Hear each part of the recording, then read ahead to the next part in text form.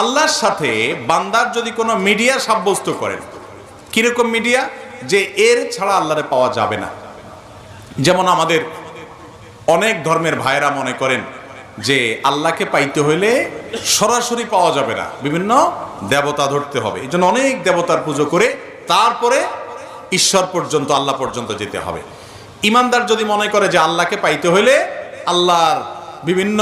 ভায়া আছে, এগুলো ধরতে হবে, ওনাদেরকে ছাড়া আল্লাহকে পাওয়া যাবে না,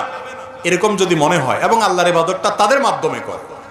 তাহলে সেটাও ঈমান ভঙ্গের কারণ। তৃতীয়ত ঈমান ভঙ্গের কারণ হলো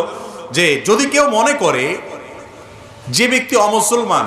কাফের, ভিন্ন ধর্মের অনুসারী, বেঈমান, ঈমান আনেন নাই, মনে করে যে না তারটাও ঠিক আছে, তাহলে এই লোক বেঈমান, এই লোক ঈমান থেকে খারিজ হয়ে যায়, এটা ঈমান ভঙ্গ হয়ে যাওয়ার মতো কারণ। কারণ আপনি একটা লোক আল্লাহর প্রতি অবিশ্বাসী, আপনি বললেন না তার